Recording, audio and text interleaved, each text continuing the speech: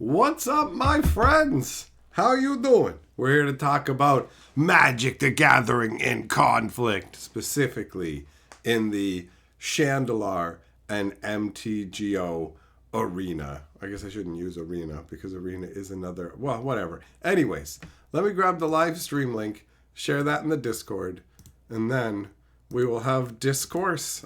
We'll have our hellos, all of that stuff. All right. Hope you guys have been having good weekends. I have been having an excellent weekend. I've been, above average happiness levels, I would say, this weekend. So it's fantastic, and I have zero real complaints. You know, you can always find complaints. You can always find things to complain about to a degree, but I currently have zero, real complaints. So all my complaints are in the realm of things like, hey, I don't like vroom vroom beep beep coming up, that kind of stuff, right? So overall, it's good times. Oh no, did I spill something on my new slippers I got for Christmas? I think I did. There you go. That's the kind of problems that I have. That's the kind of problems that I have going on. All right, there we go. So let us say hello after having a little sip of some nice tea. All right. So, who do we got in here? What's up? Eng, Jess, Millmaster, Kensuke, Christopher, Shelton, Yamagoro, Gossett, Habanero,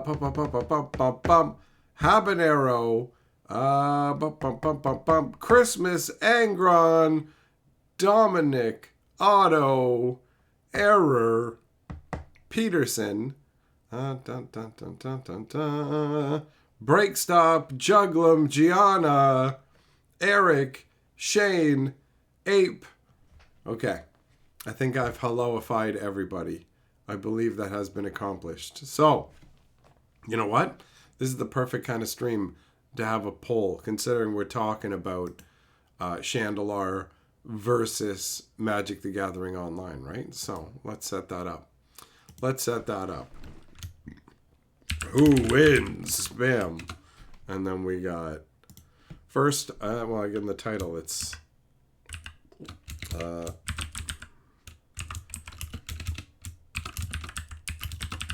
Magic the Gathering, just MTGO, that's easier. MTGO or Shandalar. All right. Put your answers into the digital sphere. Make your thoughts known to the entirety of the world. Nathan Super Chat says, reporting as required. Well, welcome, good sir. Welcome to the live stream. You are the Lord of the Board.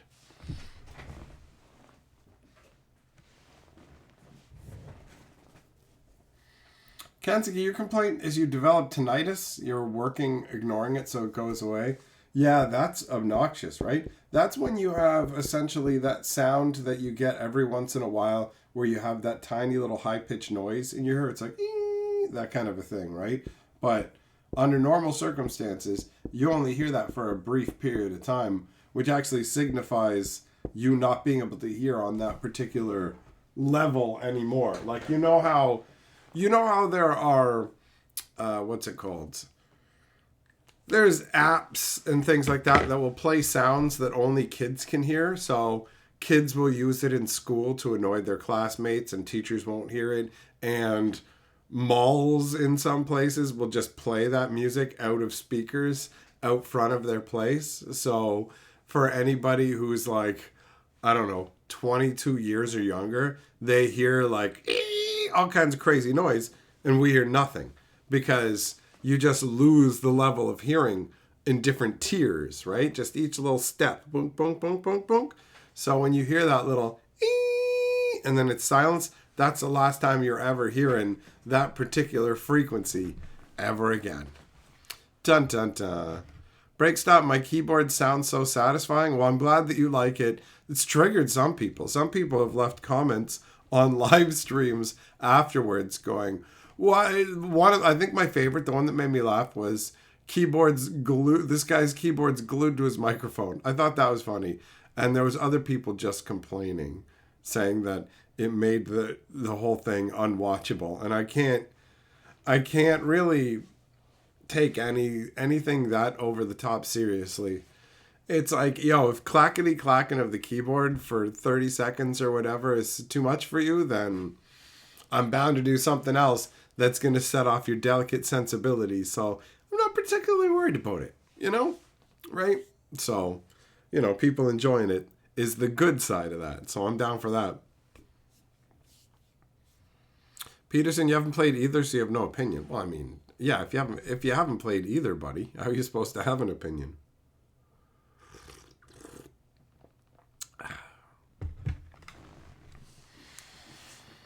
Jess, you can't tell the difference. The reason they sound the same are because they're like tiny little bits on a gradient. You don't lose your ability to hear like huge chunks of things all at once where you're like, oh my God, I can't hear dogs or cats anymore. It doesn't work that way. It doesn't work that way.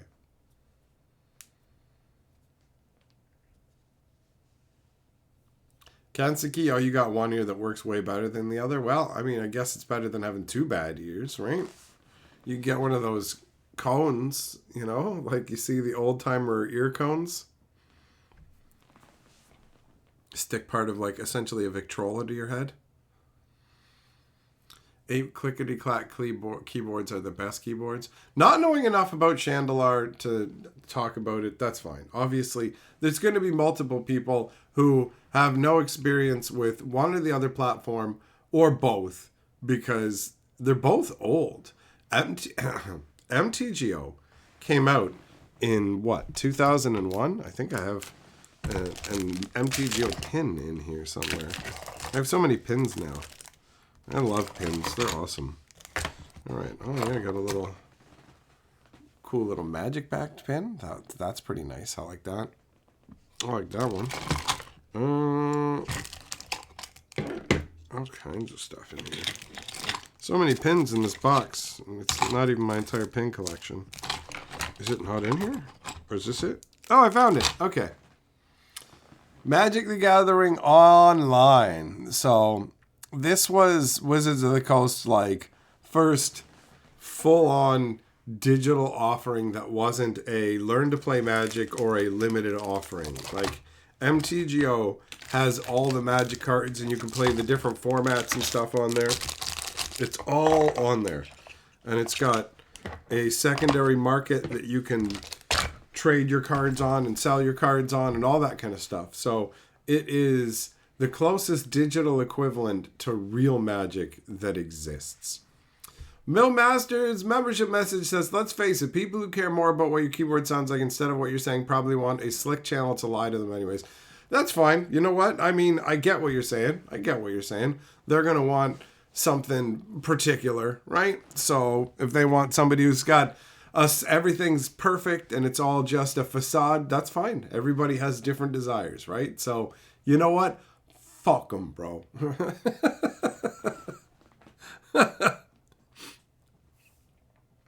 So, MTGO has all the cards, and it is the closest you can get for a digital one-to-one to Magic, like in paper, right? Chandelar is older. It was made in the 90s, and it doesn't have all the cards the way that MTGO does. And it has a distinct RPG, like wander the world, build yourself up style quest concept to it, which can be pretty punishing to people who don't know it's not beginner friendly, like really. So there is that, but Chandelar is pretty awesome. So it's not like there's one that's automatically objectively better. It depends on the qualifiers you put on it,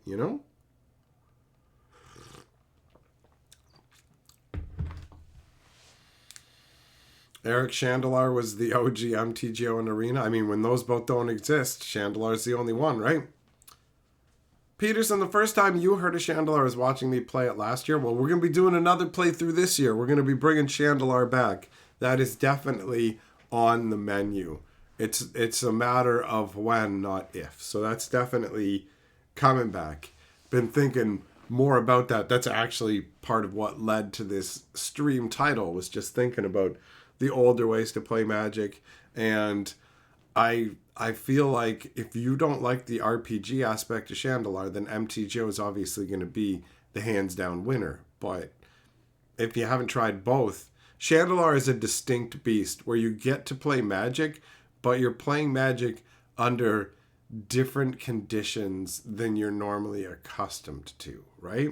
Like, especially the beginning of the game where you walk out into the world and you're basically, you start out with a crap little Magic deck. And the concept is you need to save the entire plane of existence you're on.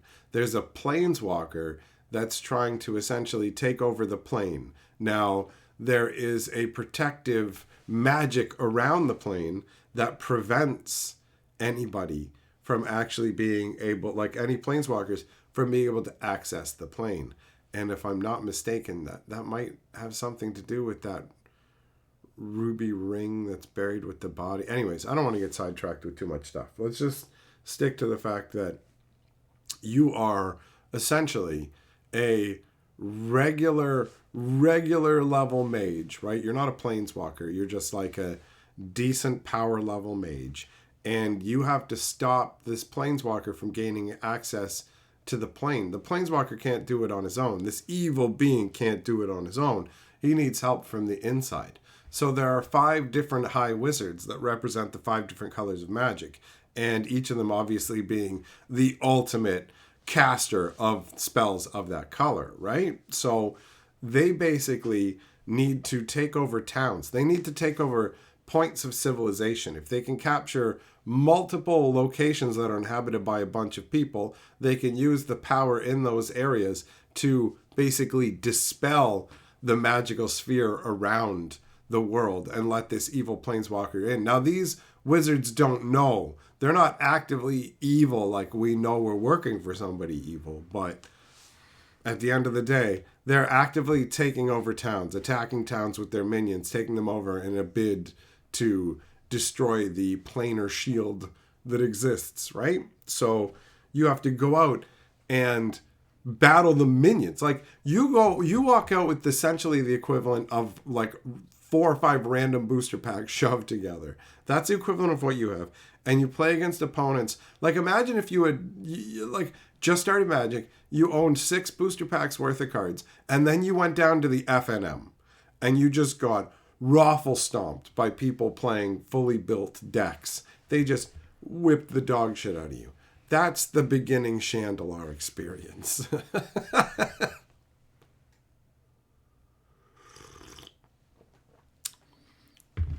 Eric, that's true. You could actually also use the client to play direct one-on-one Magic with people over the internet. That was a possibility.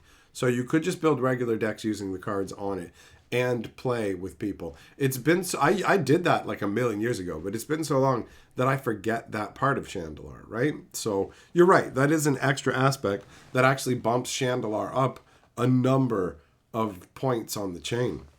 Just because, I mean, if you're going by when it was in its heyday and you could use it that way, it's worth more. But obviously, by today's standards, not so much. Farky, do I have tips for Shandalar? Yeah, oh yeah. I have a few tips. The first tip is always find the sword. You need the sword. The best thing to do, honestly, if you're not experienced and you don't really, if you want to make sure that you're not going to get hosed, always pick white as your starting color. The higher difficulty level you pick, the more cards you're actually going to get, the fewer cards, I should say, you're going to get of the color you choose. So, for example, when you play on a lower difficulty level, if you choose to build a red deck, right, the game will give you mostly red cards for your deck with a little bit of some other stuff. But when you play on the hardest difficulty, it will give you maybe half your deck red. If you're lucky, it will be a 5-color deck, and you will be hard-pressed to cast a bunch of spells in your deck. So it'll be weak in the beginning, and the cards that you start with don't matter very much in terms of you're going to collect up a ton of cards and need to build out from there anyways. So it doesn't matter what color you pick to start with in terms of the cards you're going to get to start with. What we're thinking of is the fact that whatever color you pick is the artifact that you'll be given, the actual like relic item in game. So not a magic card, but a usable in-game item that will basically like consume gems to create an effect. So the red one is like, use one red amulet, destroy a creature on the map that's nearby you, so that it'll just like whatever creature's nearest to you instantly gets destroyed, so you can stop yourself from being hassled.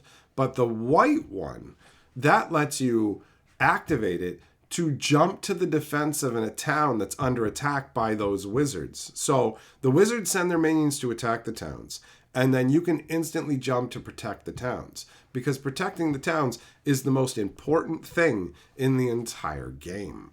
If you lose the towns, you lose the game. Any wizard gets 3 towns, you're done automatically. Like, one wizard has to get 3 towns. So if the red wizard has 3, you lose. But if the red wizard has 2, the blue has 1, the white has 1, the black has 1, because they're all sending minions to take over cities. So you have to save all of these places. And on top of the fact that you stand to automatically lose when they get 3, they're tic-tac-toe style, right? Once they get the 3, you lose. But before that, you have the issue of mana links, which are something you desperately want in this game. Mana links are connections to settlements, towns, whatever it is, right? And each of those represents one of your life points. So when you start the game, you're going to have 10 life. So whenever you get into a game of Magic, you're only going to have 10 life. And if you lose any mana links by losing settlements that those links are connected to, you will also lose those hit points to start with, like your life. So if the red wizard takes over a village that has one of your 10 life links, because you have 10 life, so your 10 links to mana links is what, not life links, mana links. You start the game with 10 life, you're linked to 10 settlements. They take one of those over, now you start each game at 9 life. So you start the game with 10 life and a scrambled up deck. So you want to get mana links as fast as possible. You want to avoid losing mana links because those are your life points. The good news is you can keep making more and more mana links. And if you protect more and more settlements and get more and more mana links, you can switch it around to where it's now being unfair. And essentially, once you've got to the point where you start the game with 30 life and you have an amazing deck, it's one of those games where at the beginning you're going to feel like, yo, I am an ant and I'm just trying to avoid a boot crushing me. So you've got to play with that mentality. Don't take quests from villages that you don't know you can do. Like if you get a quest saying, go fight a troll, beat a troll for our village, and you don't know for a fact that you can beat that troll, do not take that quest. Because if you fail to do a quest in the village, and they only give you like 2 or 3 days to do them, if you fail to do a quest for the village, then you can never do another quest for that village. You can never get a mana link from it. You're done to that village forever. Fail a quest once, like, we asked you to do a favor. Sorry, I couldn't manage in the time frame. You're dead to us! That's how they operate. So don't accept quests you can't do, with certainty. Make sure that you can deliver on the results. Always get mana links. If your deck is less than 40 cards, the game will throw basic lands in randomly to fill up those slots. So at the very beginning, you can sell off cards from your deck to go below 40 and just have more basic lands. If it's just going to be something that's completely useless, you can just sell it off. You can also just run from enemies for a little while and run from town to town trying to buy cheap cards to improve your deck.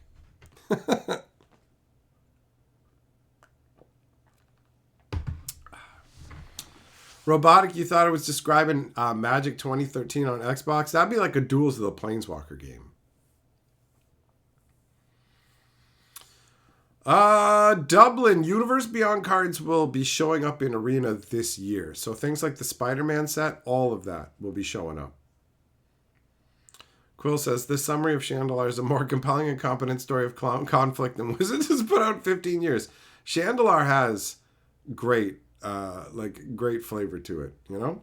Mad Cow, you felt like you started with 8 because you lost villages so fast. It's really, really easy to lose villages. And they will step up the pace at which they attack villages. So your priority is always find the white sword. The activated ability of it will take you to a village that's under attack. You always, always, always, always want the white sword. When I'm playing Shandalar, at a certain point in the game, if I don't have the white sword, my brain, like, it's like the light up that on the dashboard in your car when it's like, oh, oil problem or whatever. It's just like, sword problem, we're going to die soon. They're going to start sending people at cities. We're not going to be able to get there in time. The map is too big, and you can try and pseudo hot step it around using the blue magic, which lets you teleport randomly. But when you're teleporting randomly, you have no idea if you're actually going to stand a chance. So you want the sword. You want to carry around a bunch of gold with you if you can. There is the risk if you walk into one of those little dunes or something like that, like the treasure mounds, there's a risk you might lose half your gold if you run into raiders, which does suck, but it doesn't happen with too much frequency. But you can run into bazaars where you can buy all the cards up with your money, or you can buy gems. And you want white gemstones. So you can get white gemstones from buying them from a nomad's like trading bazaar where they're selling gems, or you can get the gemstones by beating down white creatures. So you want the white sword. You want to beat down like white creatures to start with. Millmaster says, let's face it, Sid Meier made the world system for Chandelar. It's unforgiving and unforgettable. Really? Is it? Did Sid Meier have really? I don't know. I never paid any attention to who made it. I just know Microprose had their hand in it. Habanero says, for anyone who wants to see a solid playthrough of the Shandalar experience, here's Perp's run. I have multiple Shandalar runs, actually. There are Shandalar runs on this channel, Hatcher, and on Hatcher streams. And I'm going to be doing definitely a new run. I'm getting myself even more hyped talking about it now. Quill, you tried Shandalar once. You're a 20-year Magic veteran. You figured, come on, I know this game inside and out. This is going to be easy. My butt was handed to me in under an hour. Yeah, it's easy to get, like, just wiped out in it. You can be like, I am competent with the rules of Magic. And it's like, yeah, but you don't understand the unforgiving world that you were going into. I have, like, almost 30 years experience playing Shandalar. And that does not guarantee me a win at all, right? You do not know how it's going to go. I love Shandalar, though. And I tend to do pretty well because I have a shit ton of experience with it. That's with the older version using the original cards. So the newer version that has stuff up to 2016 has changed the mix-up more and made it more challenging. But I have beaten that game as well. I had the run that we were doing here, and then I had my own private run that I was playing. And I definitely beat it, although the end boss beat my ass the first time I fought him. So, we're going to get back to it. We're going to have some more. DB, yeah, man, if you haven't seen it, you're going to enjoy it. You're going to enjoy it. It's awesome. And as other people have said, they're like, yo, I love Shandalar with your brand of nonsense. Hell yeah, man. When Sid Meier worked on Microprose, the last game he worked on was Shandalar, well, that explains a fair bit. It's pretty sweet, man. Habanero, you've been marathoning the Shandalar series while in your COVID stupor? Nice. Nice. I'll probably go back some point and pop them on, too. But I'm definitely, like, Shandalar has been a presence in my life since the game originally came out. When Shandalar first came out, I wanted to put it on my parents' computer when I was a kid, but we couldn't because Shandalar was 100 megs, and our computer only had 100 megs of space, and 30 megs of that was full of operating system. So the other 70 megs was open, but with nothing in it, and well, that's not true. There's other things on it, but it would have been open for other things. So it wasn't until we got our next computer where all of a sudden, oh, you can put a game this big on it. This is amazing. So I installed it and I watched all the big Magic cards on the screen. I'm like, this is amazing. Like, I did so much playing with my Magic cards just on my own. At the end of the day, it's like everyone's gone home. There's no more playing Magic than anybody else. So I would just play games of Magic with like 2 decks against each other. Or I don't know if I have that brown book. I think I might with some of the old school ways of playing Magic Solitaire. But I played Magic a lot. And having this digital way to play was amazing. And I got schooled by the game at first. Like, the game smacked me down. So I remember using some of the exploits that were built into there was problems with the code. So you could literally tap your opponent's land and mana would come out and put it into their mana pool. And this was when mana burn existed. So you could just be a real cheese bag and pause the game during their upkeep and tap their lands. And they would take mana burn and couldn't cast spells. So like young me sometimes would just get pissed off about the lose. And it's like, that's it. I'm going into cheese bag mode. But bro, I did dumb stuff with some of the bugs. There was a bug where if you used a bronze tablet in a dungeon, you would get like a crazy multiplier. So basically, how it's supposed to work is bronze tablets like, this is an anti-card. I'm taking your 1 card permanently, and now you own this tablet. So you could use it to steal one of your opponent's cards and keep it forever, which is pretty juicy, right? They put down like a Mox or something, you can grab it. And the computer's dumb. It won't automatically sack a Lotus in response to you trying to steal it with a tablet. But, like, anyways, the point is you can take one cool thing with it. But there was a glitch where I used it on this dragon's Mox Pearl. And then when I left the dungeon, I had 23 Mox Pearls. And the original version of Shandalar has an item that lets you play unlimited amounts of copies of cards in your deck. So I built a deck where all my lands weren't like lands, they were Mox Pearls. It was a white deck. And then I used balance. It was so gross. Habanero, the link you posted is the black-white run, which as far as you're aware is the only one where I made it all the way to the end and beat the final boss. Yeah. Yep. The other runs had problems. Eric, Master of Magic? It's basically the first Might and Magic. I've never heard of that one. I've not heard of that one. Kansugi, when they first announced Chandelar, the ad said it would only need DOS, but when it came out, it needed Windows 95. You had to convince your dad to upgrade the computer from Windows 3.11. 3.11. All right. Well, I mean, it's so crazy to think about how long ago that was. I actually have, like, copies. I have multiple copies of Chandelar. I got some of the boxes right up here. And I got a strategy guide for it. I never had this stuff back then. I didn't even know there was a strategy guide. I learned everything about Chandelar through just obsessively playing it, you know?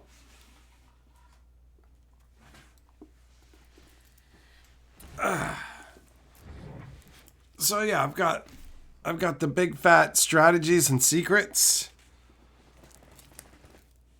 I remember there being some fun stuff in there. I don't know if there was anything I didn't know, though. And then I've got the 2 different, right?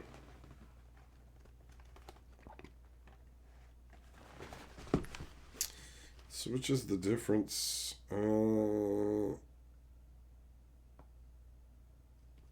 This one came out second, I guess, because it mentions the expansion at the bottom, too.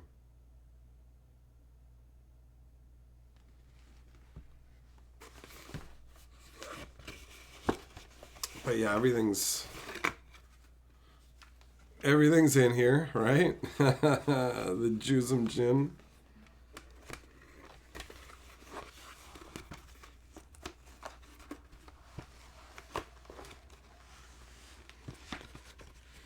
Every day you think the modern cards ruin the game? I had fun with it. I had fun playing both ways, so for me, that's not the case.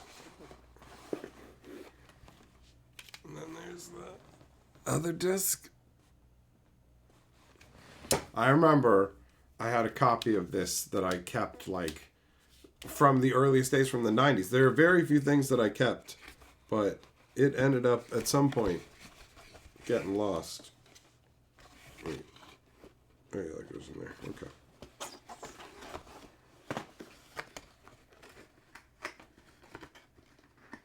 Kentucky, you have the 3 English boxes of Shandalar in the guide. Oh, I guess I'm missing one of the boxes.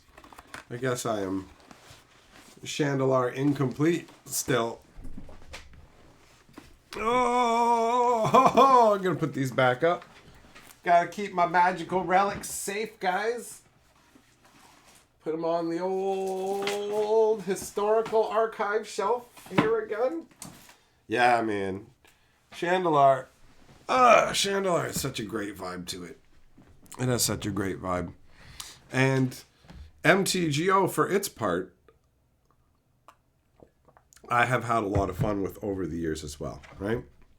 When it came out, it was like, wow, I can just play Magic the Gathering with people wherever now, and not specifically in a more limited confines like Duels of the Planeswalker style. I can play anything I want. I can play in drafts and build sets and all this kind of stuff. So I actually played a fair bit of MTGO, and I like the fact that over time, pretty much all Magic cards ended up on there. They're not all there, but so many are, right? So MTGO is clunky. Its interface isn't great, but, you know, I do like MTGO. For me, I like Shandalar better, but Shandalar is more limited. So you might look at MTGO and go, look, man, I can play like a bunch of different formats I can't play. So MTGO has more versatility. Shandalar is just cooler, and it's its own thing, right? Like, Arena and MTGO can more compete directly in a similar vein, whereas Chandelar is a different beast, you know? It's, you build up your collection by fighting people instead of, well, I mean, I guess you build up your collection by fighting people in Arena, but not in the same way. Not in the same way.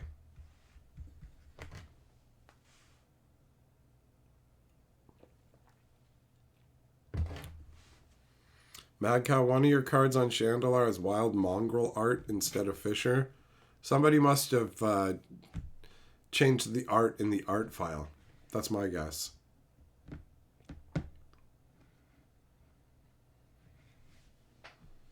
Billmaster, Duels of the Planeswalker didn't have like all Magic cards. It had limited.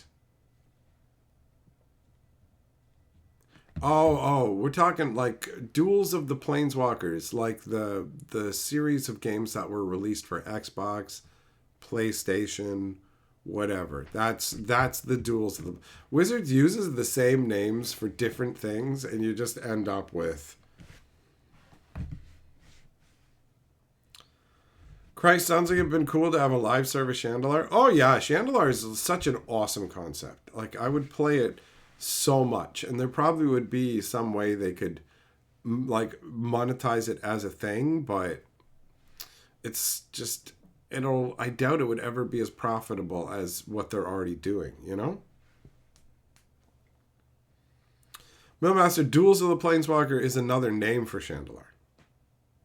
That's another name, right? That's what it says, like on one of the boxes that I have, right?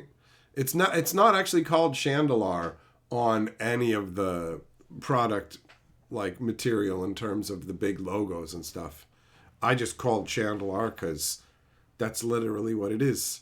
Other people called old Duels of the Planeswalker, the old Microprose game, but they made Duels of the Planeswalkers in like the 2010s as well that are completely different.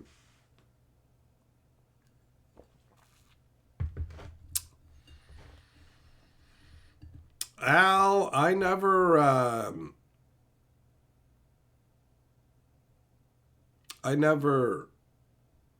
got to see the Magic the Gathering encyclopedia, the disc or whatever. I just heard about it years later.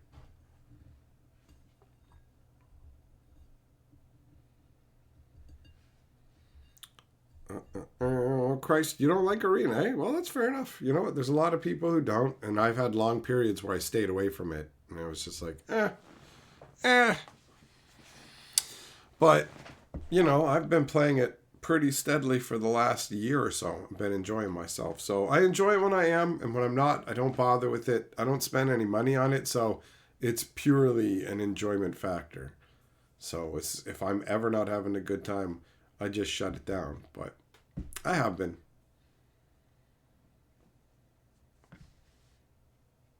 Justin, you liked playing the 2010 Duels of the Planeswalkers? I feel like I remember playing the 2012 or 2011 one.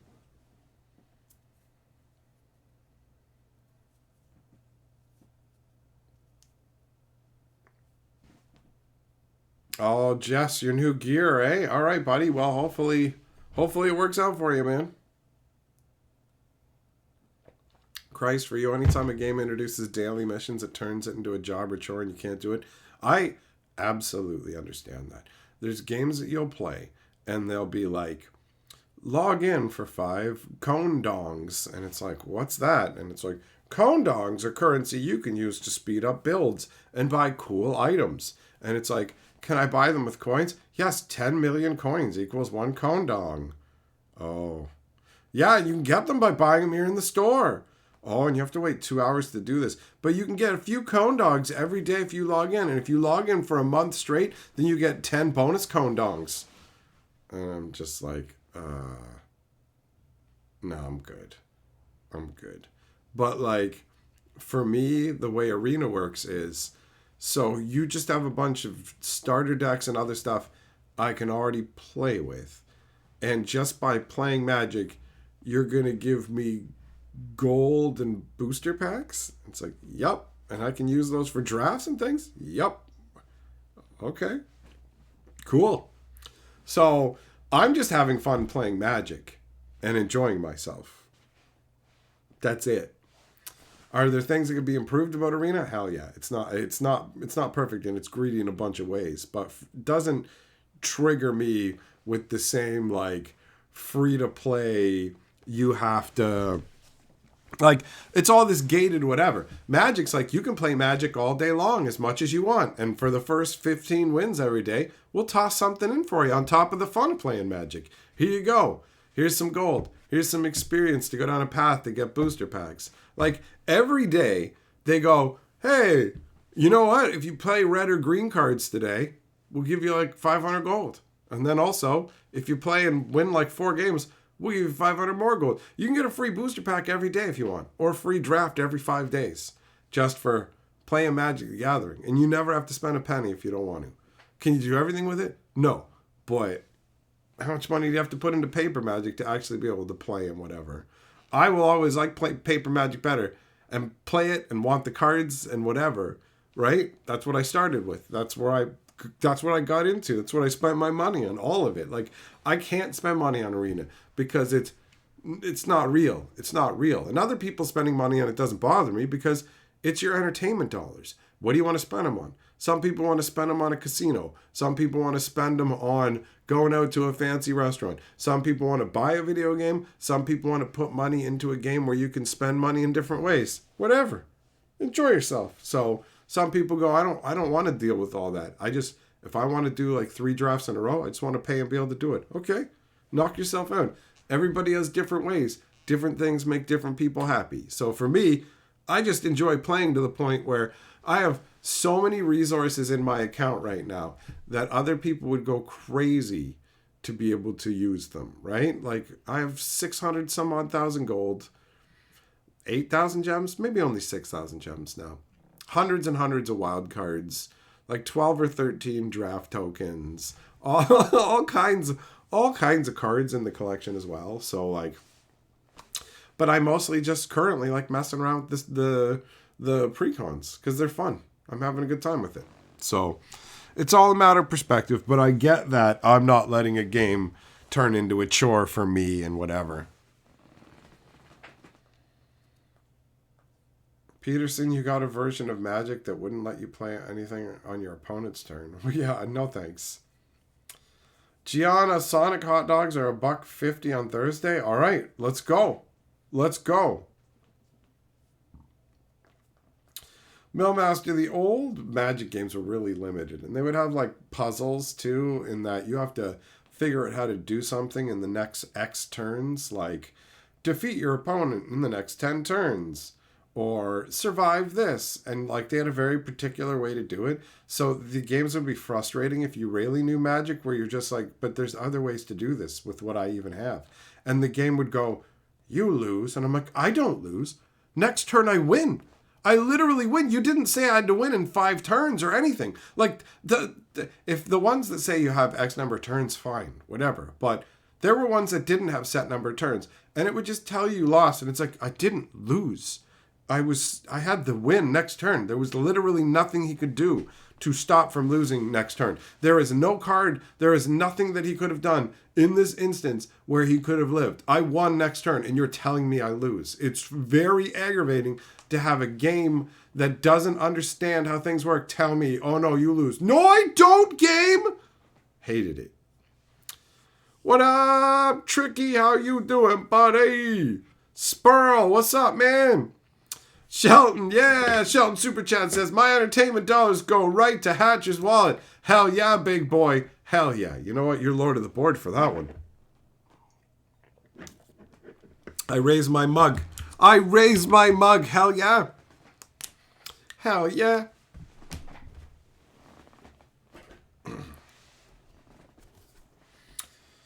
So yeah, the free nature aspect of Arena is all right by me. It's not perfect, right? Definitely, but I built up, like, I've gotten every mastery pass for every set that I've wanted, and I've never spent $1 to do it. You can get your gems from drafting and other things now. I built up my gems when the only way to get gems was drafting, but they had to open up the economy even more than that. Oh yeah, I have like 330 boosters sitting in my account as well. My Arena account is currently loaded down. Shelton, you're lord of the board. I don't know why I'm writing it so small, man. I gotta make them bigger, encompassing the board more.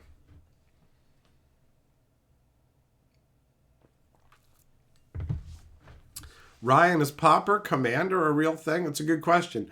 I haven't heard anybody talking about it, but everything is a format nowadays, it feels like. There's all kinds of weird little things. Like Dan came up, and then there's things called Chef, and all these offsprings of that, and 50 different sub-variants of this and whatever. But how many different, like, if Pauper's just commons, how many common legends even are there? So, I don't know.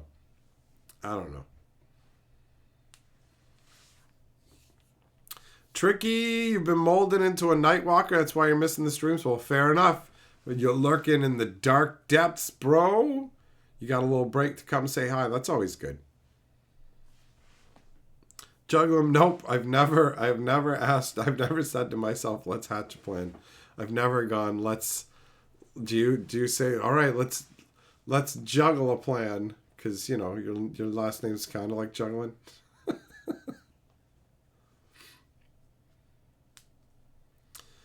Pauper Commander allows uncommon commanders. Oh, well, there's a lot of uncommon commanders. So, yeah, I could see Pauper Commander being a thing into those contexts. Kensuke, all right, you've seen people playing it. Fair enough. Gianna, confirming. Commander Pauper, your commander has to be an uncommon. All right. Well, then, yeah, it is a thing. It is a thing. And the reality is, you may turn your nose up instinctively at these kind of formats. Pop or whatever, oh, I don't want to just play with commons and uncommons. Well, that's because you're used to playing with all the crazy powerful stuff.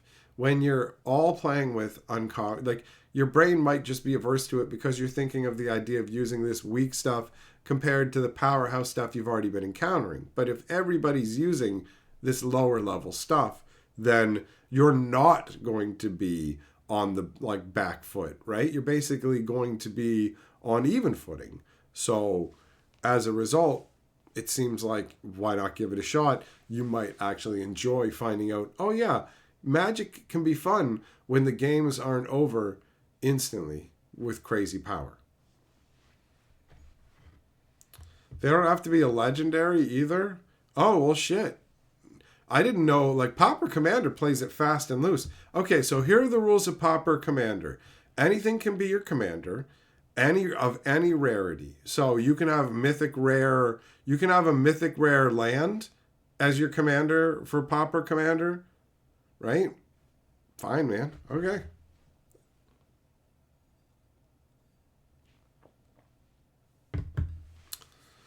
Nathan, you've done some one-off events for Pauper Commander. Get a bunch of people building a deck for that event, and then you keep them and use them for casual games when there's extra time. Well, there you go.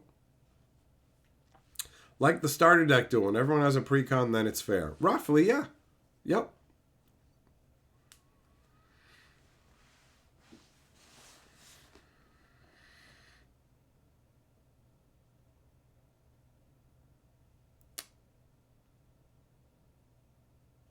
Eventually there'll be like just all these different variants of Commander, and it'll get to the point where there'll be like a variation of Commander that is literally like exactly standard, but it's just called something else with Commander in the name. Have you tried recent Commander? What's that? Oh, it's crazy, bro. You build like a 60 card deck, right? And you don't actually have a commander for this one. So this is like a commander free commander variant, and you can play with up to 4 copies of a card. And we only have like 20 life, and it's just the 2 of us. So it's a like, this is one of the craziest commander variants ever. It's really out there. Like, you don't have all the people, and you don't have a commander, and you don't have the one of restriction, like all of it. There's no such thing as commander damage. Yeah, whoa, man. Have you tried recent Commander? It's crazy. You can only use stuff from the newest 3 years.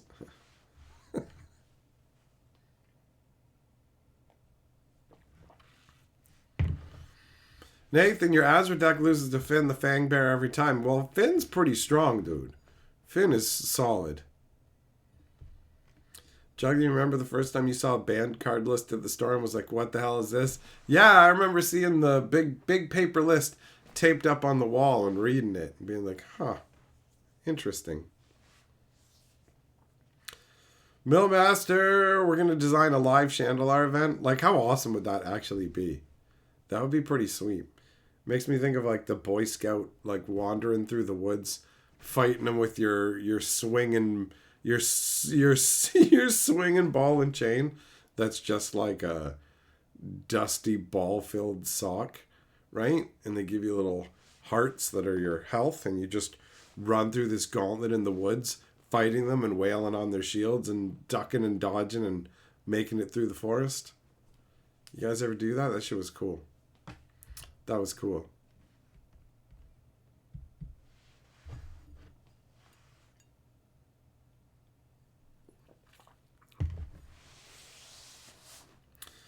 There you go. Ryan's like, yo, is Pauper Commander real? Yup. All right, I'm building Finn. Get out of here. Habanero, listen to all these alternate Commander games. You feel like someone's trying to convince you to play their janky D&D homebrew. Some people aren't meant to be DMs at all, let alone like design their own campaigns, you know? You just go, no.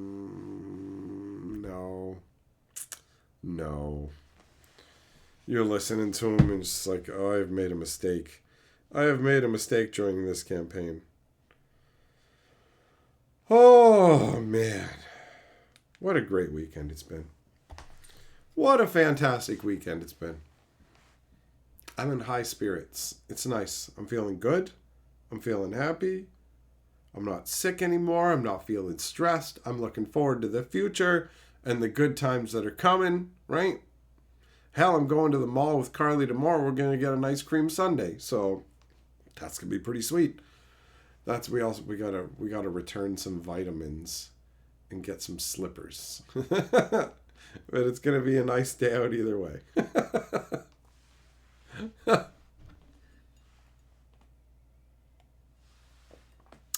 Molitor, you never got into D&D when you were young. One friend always wanted to be the DM and you think he wasn't great. That can ruin it, man. That can ruin it.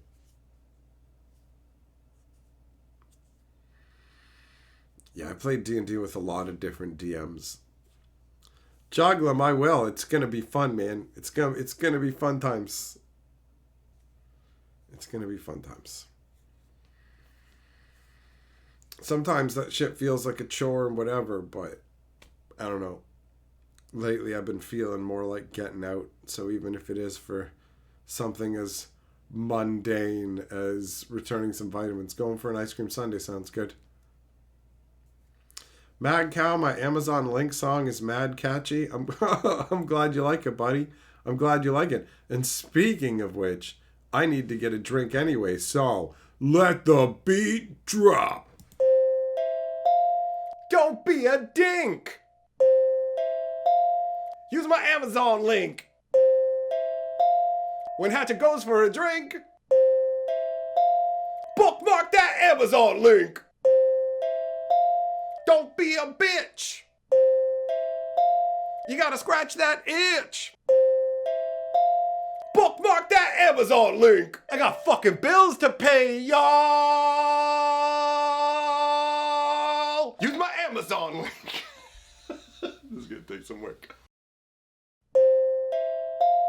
Don't be a dink. Use my Amazon link. When Hatchet goes for a drink, bookmark that Amazon link. Don't be a bitch. You gotta scratch that itch. Bookmark that Amazon link. I got fucking bills to pay, y'all. Use my Amazon link. This is gonna take some work. Don't be a dink. Use my Amazon link. When Hatchet goes for a drink, bookmark that Amazon link. Don't be a bitch. You gotta scratch that itch. Bookmark that Amazon link. I got fucking bills to pay, y'all. Use my Amazon link. This is gonna take some work. Don't be a dink. Use my Amazon link. When Hatchet goes for a drink, bookmark that Amazon link. Don't be a bitch. You gotta scratch that itch. Bookmark that Amazon link. I got fucking bills to pay, y'all. Use my Amazon link. This is gonna take some work. Don't be a dink. All right, I'm back.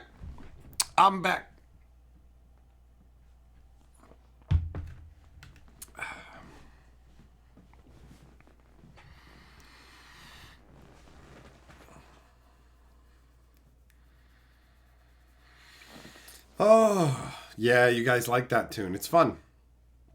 It turned out quite well, actually. It's always nice. It's always nice when you man, try something silly and it works out, bro. Speaking of things working out, it turns out that Carly actually likes those coffee candies that I got sent. So I'm going to dig those out for her now, since the box is right here. Got a bunch of those funky pretzels as well.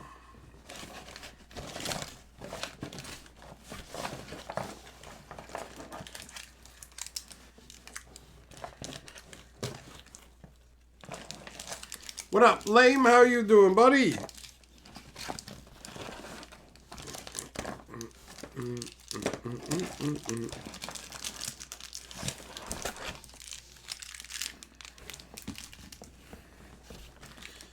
Oh, Millmaster, it's funny if you bring up the Masters of the Universe movie, because I saw a clip from it, like, in the last 48 hours, and I went, I don't remember much of this movie. It's probably pretty wild. I should check it out. So it's funny that you're bringing it up.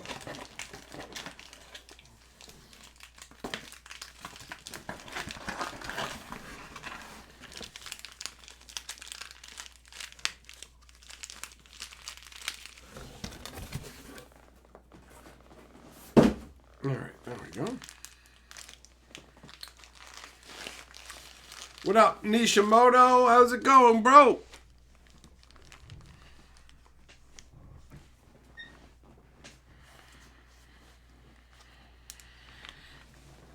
So yeah, I mean, I like Shandalar better than MTGO personally, and I think MTGO's days are numbered. Obviously, Shandalar is like a dead product. It's hasn't been fucking produced since the since the 90s, and in terms of like updates and upgrades, the people who were doing that kind of stuff stopped with the 2016 edition. So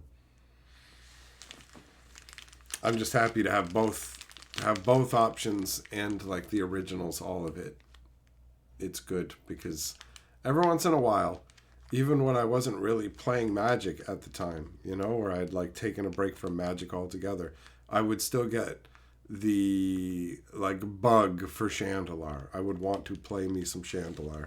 I need that Shandalar experience, you know?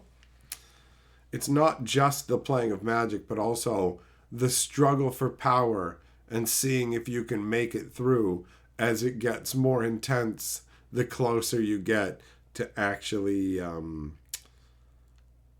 like winning by taking out the wizards as they increase the intensity of their attacks on the cities. Ryan, Chandelar ruled and the 90s rocked. Hell yeah, man. Hell yeah. Mailmaster, only vintage, legacy, modern, popper hardcores are propping up MTGO. The player base does seem to be dwindled, but currently there's stuff that these people can't get anywhere else, so MTGO is the default, right? Nathan, you liked Tiny Leaders. There was a best deck by far. Yeah, I mean I guess that's part of the problem with the niche formats, right? Every day I don't have a set time frame. I got a number of different things that I'm working on and sorting out, and it's just one of those things that I'm sure it'll just be one day I'll say, okay, today I'm doing it. Today I'm playing Chandelar. I already know we're getting closer to that day because my brain started going, do I have an overlay? I have a Chandelar overlay somewhere. Randomly in the shower thoughts, my brain was like, I have a Chandelar overlay. Was that on my other computer? I have to find another one. I have to set up, like, it requires a whole specific setup through the streaming software and everything as well. So I'll have to do a new setup for that because there's currently no Chandelar setup anywhere on here.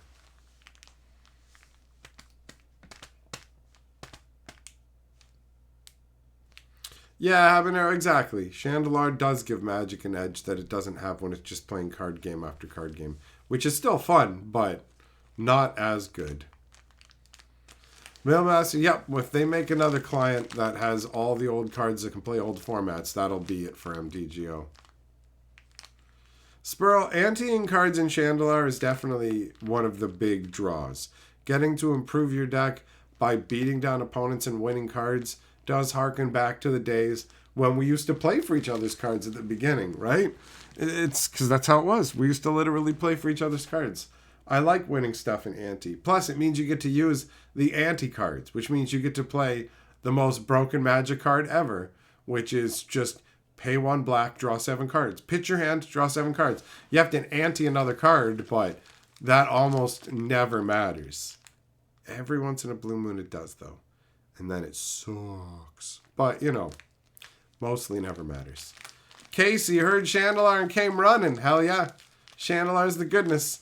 I mean, the vote in the stream is 74% prefer Chandelar. Chandelar. So yeah, I don't know. I feel like some kind of afternoon Chandelar series. That's how it's probably going to go. So the elements are aligning properly. I'm without even actively thinking about it, I just randomly think about different elements that I'll need for the actual streams. So that's a good sign. And I've been waking up earlier the last few days because I've been feeling happy. I'm in a good mood. I want to get my day going. Stranger, what's MTGO and Shandalar? well, they're two different things. Magic the Gathering Online and Shandalar is the old Magic the Gathering, like, original computer game where you wander around in, like, a huge RPG fighting world, battling with magic. Battling with Magic the Gathering. So one is just a older version of something like Arena, but it has way, way, way more cards. And the other is a much different beast that you almost have to see to really fully grasp. But once you see it, you tend to be, yo, this is dope. It's dope. It's a harsh world where survival isn't guaranteed, but for the canny few, power awaits. I love Chandelar. I love it. I love it. Nerdvana, what's up? That's right, Chandelar is good fun. It is indeed. And there's so many different ways you can play it with all the different color options and stuff. And with the more modern things that have been added in, it really ramps it up.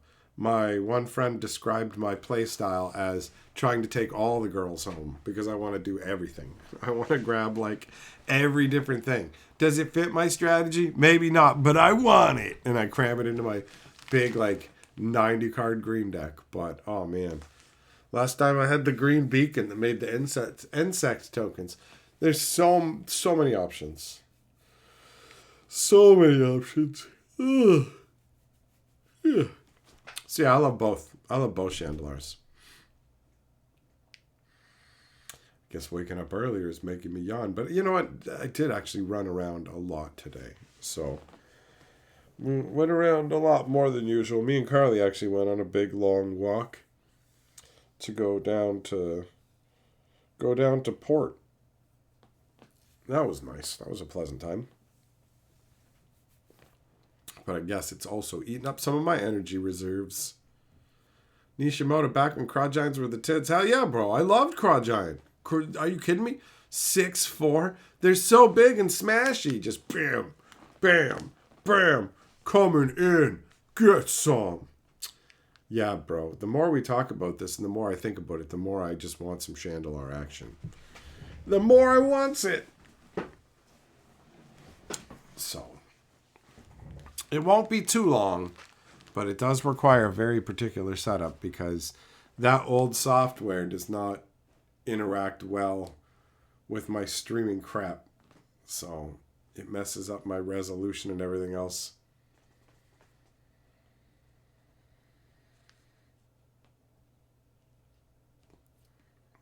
Is anyone excited about the new Innistrad set? Some people are. Some people are excited about it. It's not like everybody has zero interest in it and hates it or anything, but it doesn't seem to be a super hyped thing. Remastered sets are getting less excitement each time they make one. So, you know. Yeah, Millmaster, you can just cheese them with a ton of Black Vices, the Wheel of Fortune, Contract from Below craziness. I've definitely done that dirtbag route a bunch of times. It's hard to resist. You just go, oh, first turn Dark Ritual, slap a couple of Vices on you. Yeah, strip mine your lands.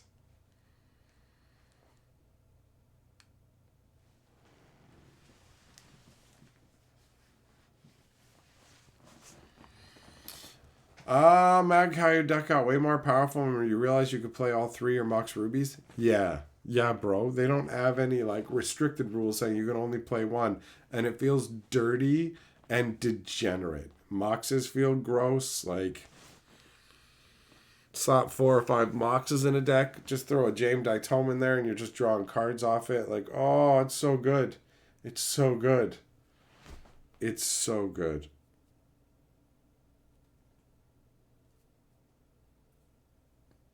Hard to beat some Shandalar.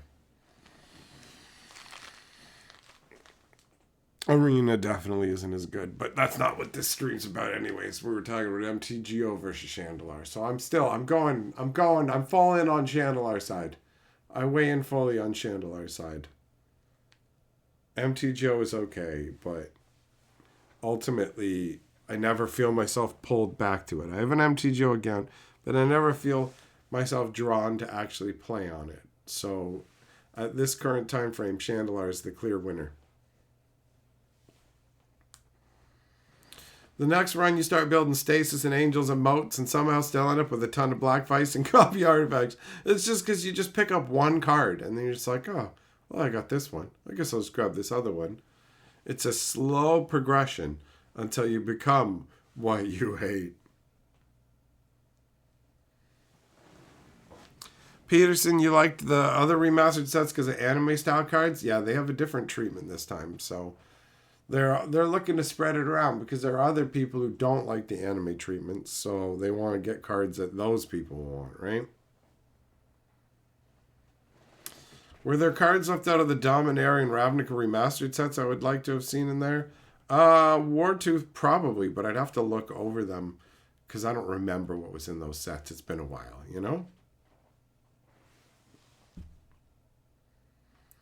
Habanero, you're at the point in my Chandelar series where I'm just beginning to utilize contract from below and land tax. Now all the tempo issues seem to be non-existent. Yeah, it gets so dumb. Land tax is gross too. You just sit there going, oh look, I can weed all the lands out of my deck. It's so gross.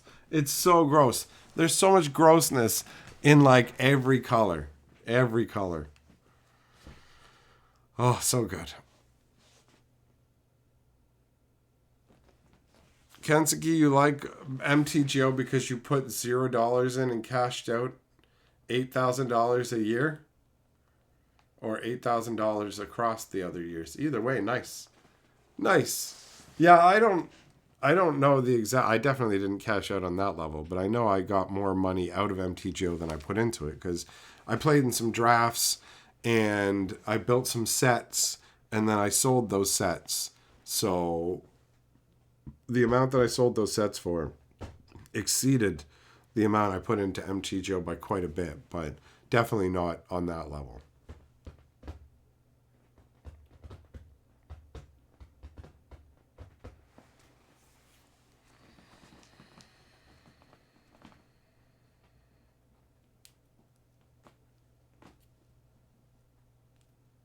Casey, what?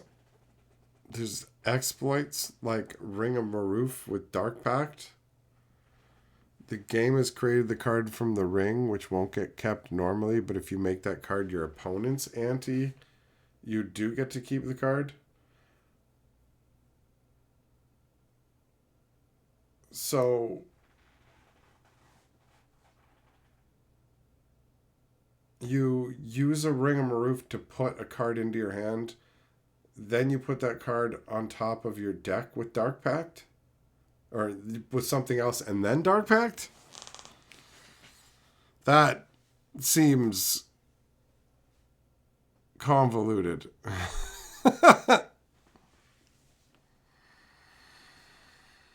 Mad Cow, your fair decks have land tax in them with your fair decks. Land tax is so gross, man. It's so gross. The amount of card advantage you can get from it is silly. Just silly. Spurl, it's so satisfying when you get a Mox and Chandelar. Yeah, it sure is. Yep, getting the powerful cards like that always feels good. What I don't like about the modern version is the fact that they made the dual lands into rewards in the rare dungeon. It's like, come on, guys. That's cheese. That's cheese.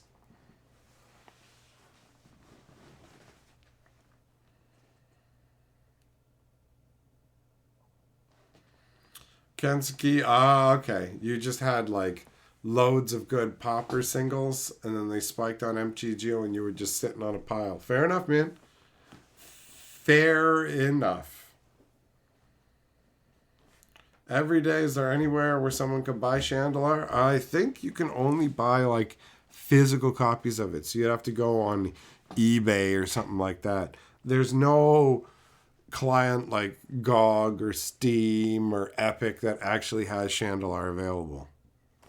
It's not currently available anywhere for like retail purchase. You have to just buy a used copy.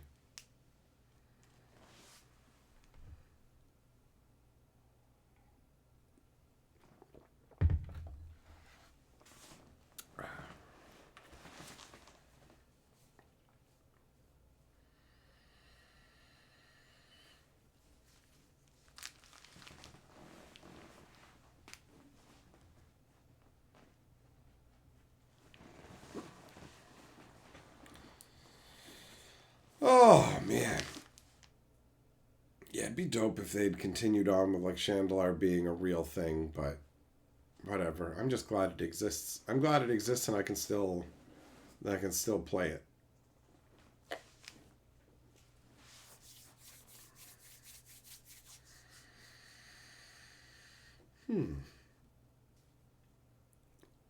Oh man.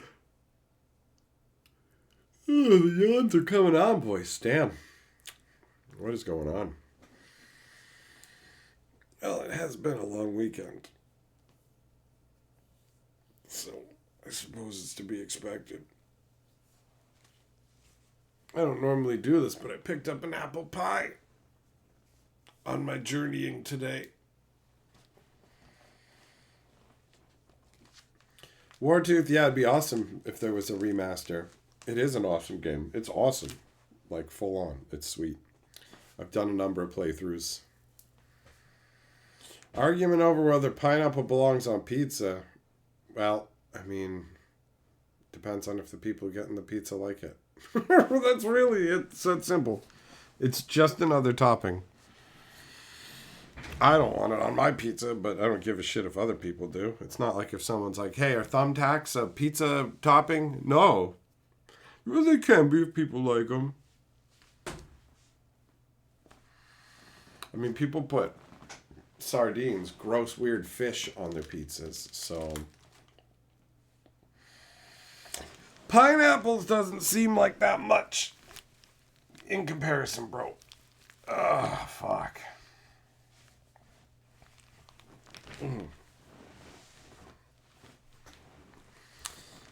Gotta adjust all this crap. There we go.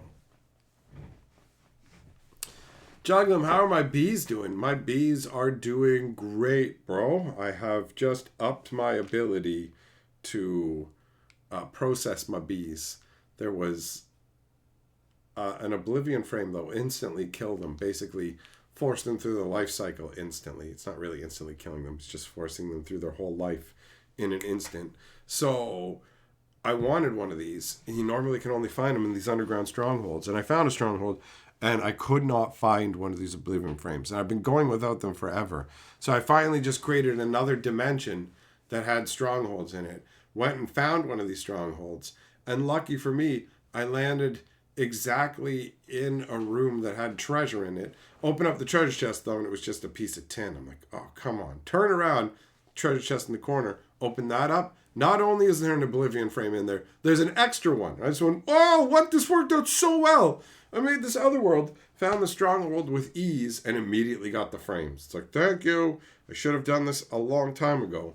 So, yeah, my bee cycling is working a lot faster now. I'm working on making radioactive bees that can basically help me make uranium, and then I'm going to make plutonium.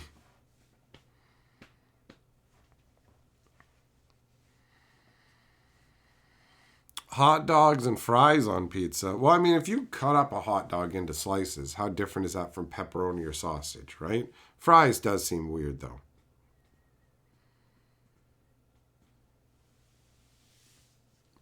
Yeah, habanero. The enemy in Chandelar, the planeswalker, he does feel. He's got a lot of looming menace to him, bro.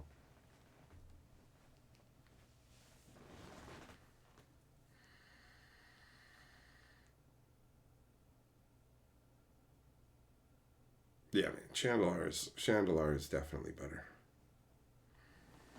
And you don't need anybody else to play Shandalar, right? There's that as well.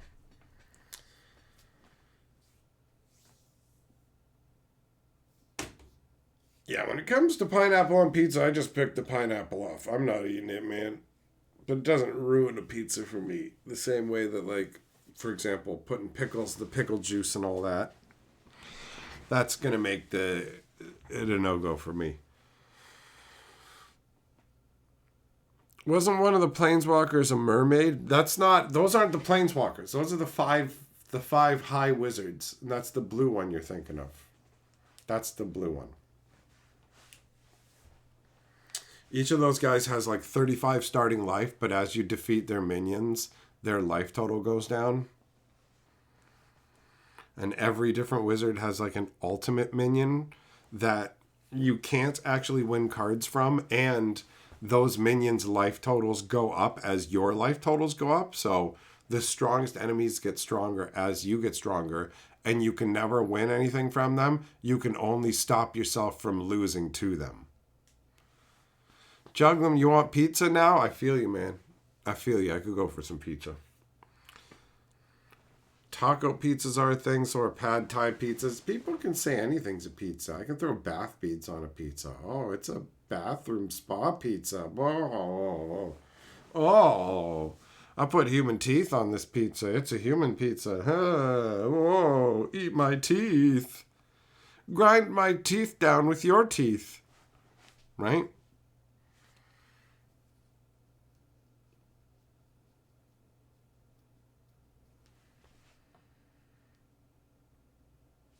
I guess it kind of would be hard to break somebody else's teeth down with your teeth.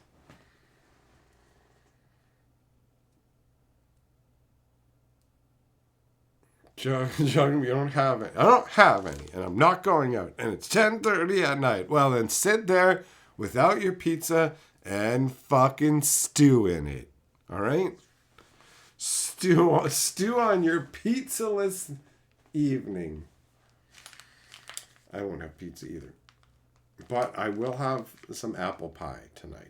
I will tell you that right now. I just wanted pie crust, so I got an apple pie.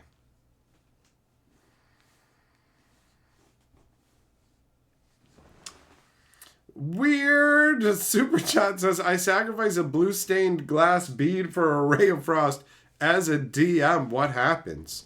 Well, wait a minute. You're asking me as a DM? I'm not running a D&D channel, man. When I think of Ray of Frost, my brain goes, wait, what? Sacrifice a blue stained glass bead. Is that actually a spell component for that spell? I mean, I remember the whole spellcasting system, right?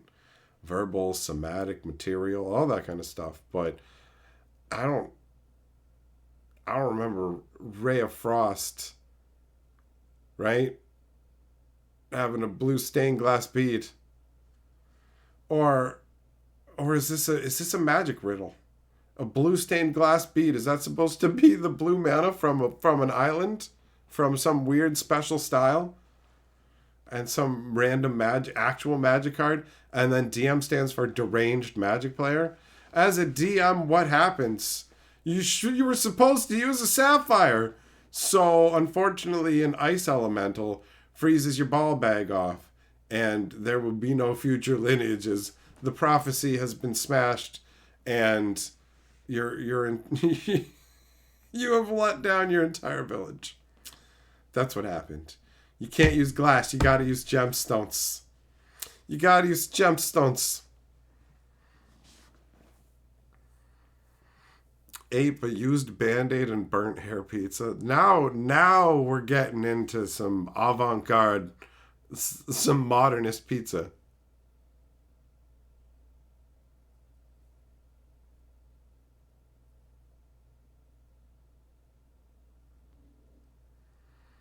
Ray of Frost doesn't require a spell component, but you do it anyways. Why, you just doing it? You're doing it for style points? To freak people out? Is that why? I got a glass bead. Imagine that's your plan. You're just like, you go, okay, I don't need this component. I take out this glass bead and I throw it to the ground, and as it shatters, my Ray of Frost spell materializes. Okay. Alright, go ahead.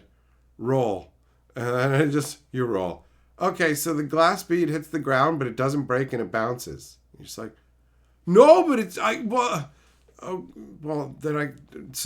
didn't cast my spell yet, did I? No, you said when it shattered, but it didn't shatter. So you're just kind of standing there, like you took the bead out, and you went like this, and you went like you were going to do something, and now the orcs are just kind of looking at you. Just kind of, what? Like, they think there might be something wrong with you.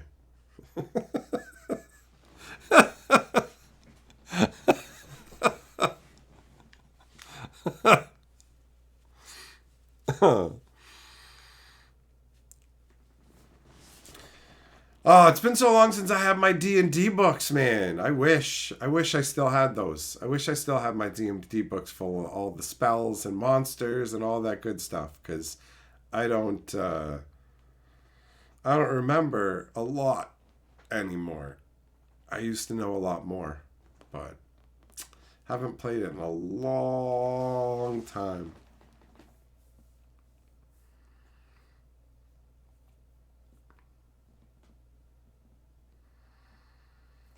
Nishimoto, that's you're playing a different game. You're playing a different game. Weird, you do it to Fung? What the what does that mean? Oh, the glass bead gets you an extra D8 in cold damage. Well, that's cool. What edition is that? See, I'm familiar with second edition. So I don't remember Ray of Frost. I remember Cone of Cold. I remember Cone of Cold, Fireball, Lightning Bolt, all that stuff. All the old classics. Web them up and then magic missile their ball sack. It strikes unerringly. What's up? What's up? What's up? What's up? Forgotten Realms or Ravenloft, which is better? Ravenloft is just like only horror, right? Oh, wait a minute. Isn't Forgotten Realms where like Greyhawk is and stuff? So that's where you get the Temple of Elemental Evil adventure. Yeah, it's gonna be Forgotten Realms, I think.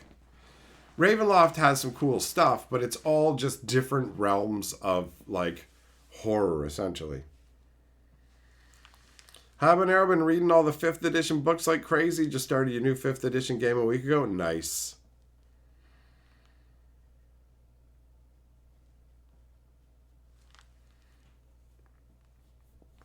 Yeah, D&D's a lot of fun, man. It's basically just like a gigantic story that you all get to experience together. Whether you're playing like a homemade campaign or a module, it all turns out to be good times.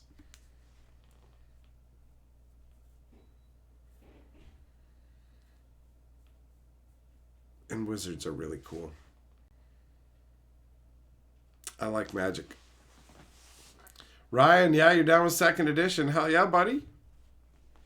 Habanero bringing in some 3rd edition action as well. It's nice. It's nice to take elements you like from other editions of a game and then just go, all right, here we go. This is like the best of. It's nutty. Playing 2nd edition forever ago, and now they're up to like 5 or 5.5, something like that. Weird Super Chat says the hints to spell component substituting are there in every edition. Spell focus is a trap. True strike can be overpowered in crafting, not combat. Well, I mean, spell component substitution was there in every edition? Really? In 2nd edition? Was it? I don't know. I know that I like finding different uses for things. Getting clever with spells, using them in unexpected ways is a lot of fun. What up, Thompson? How you doing, buddy? My weekend has been great, bro. Been having a super chill time, and honestly, I've been just feeling really happy and optimistic.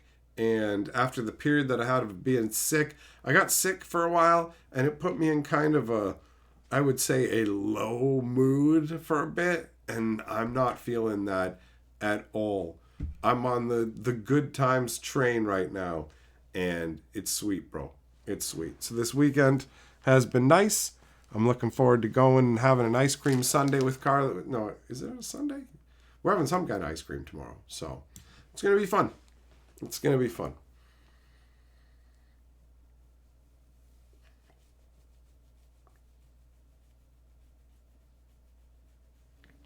Millmaster, every D&D player needs to play Temple of Elemental Evil, bro.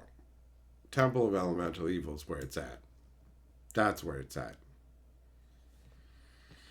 2 turntables and a microphone. That's right, Ryan. Orange juice, chicken soup, all that stuff. Think of what a spell component is. Substituting a letter for the bell and an alarm trap gets you a silent alarm. See, that's fun. I like that. Thinking outside the box, the symbolism affects the magic. That works. That makes sense to me. I conceptually understand it. I just don't recall anything like that being in like the second edition of Magic. But it is an excellent way of doing things, really. Having like, okay, basically a spell is essentially an arcane formula, but you can make variations on the recipe to get slightly different effects. Oh, Thompson, yeah, buddy, going sledding. Nice, man. Nice. It's been a while. I haven't gone tobogganing in years. It's probably been like a decade and a half. It's probably been like a decade and a half since I've gone sledding. I feel like if I went and did it, it would emphasize to me how out of shape I am.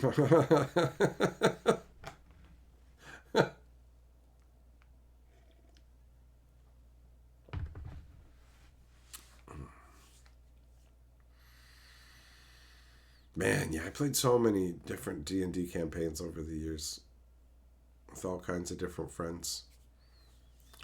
It was definitely easier in the earlier years when everybody didn't have responsibilities.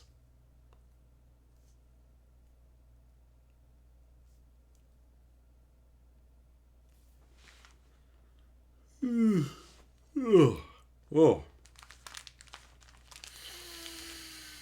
Oh, man.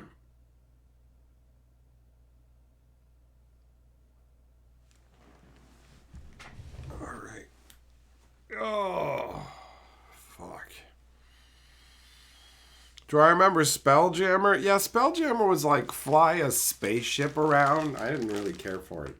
I liked D&D being more swords and sorcery style fantasy overall, you know? So I was like, about the whole Spelljammer thing. It just felt like, here's outer space, but in Dungeons and Dragons. If I wanted to play with outer space stuff, there's tons of other games for that. I specifically wanted to play high fantasy magic and swords, and just going, well, it's a magical spaceship it's not my thing, you know?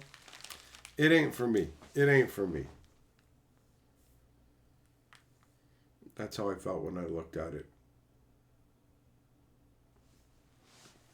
That was a long time ago.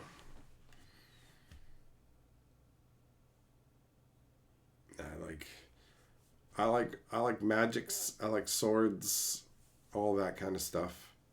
Outer space, not so much. Not so much. For D&D specifically, like, I'm not against that where I want everything to be that. It's just particular things. That's what D&D is to me, right? It's the same way I wouldn't want to play Shadowrun. And it's just like, okay, Shadowrun, here you go. You've got like just like a sword. Okay, and this guy's got a sword, and they're in like a stone keep. And what?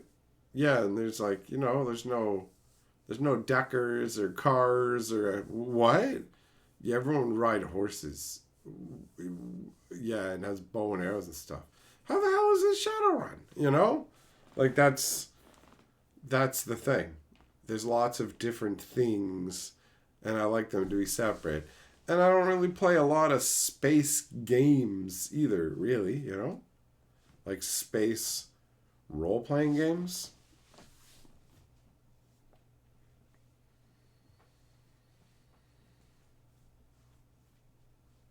Well, I mean, when you put in quotations magical swords, hell yeah, I'm Millmaster. I see magical swords. I got one between my legs, buddy.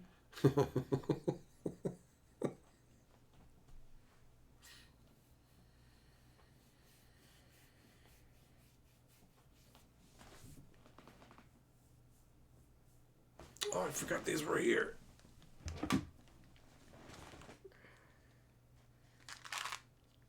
I was surprised that these cherry Tic Tacs, actually, I don't really normally care for cherry, but these were alright.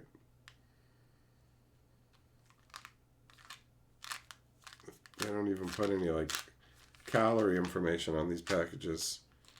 I guess because they're so little. Like, the whole package is 24 grams. It's mostly sugar. Well, I guess you could eat this whole package and it's only 24 grams of sugar. It's not too bad.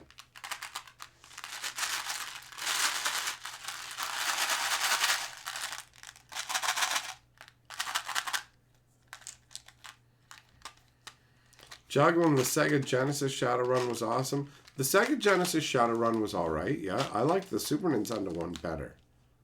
I played them both. Did you ever play the old computer game Syndicate? Casey, have I seen the Oblivion mod overhaul for Skyrim? It's nearing completion and may release this year. No, I haven't. I haven't, but I played Oblivion and enjoyed it, and I love Skyrim, so that'd be cool with me. Habanero, you like your D&D stuff to be focused on swords and sorcery, not into the sci-fi settings either? I think there's a lot of people like that. And there's people who want that too, so whatever, right? As long as everybody who's playing together agrees. I hate playing D&D with the one guy who wants his character to have guns and other things, and I'm like, no, no, no. Go play a different kind of game if that's what the kind of experience you want. It just gets stupid, and I don't like it. I don't like it. I'm too picky. I'm too picky for that. So, you're not supposed to be running around with guns in Dungeons and Dragons, bro. Ryan, you still have your Sega. That's old school. I don't have any of my old consoles from back in the day. They're gone. They're gone. Long gone.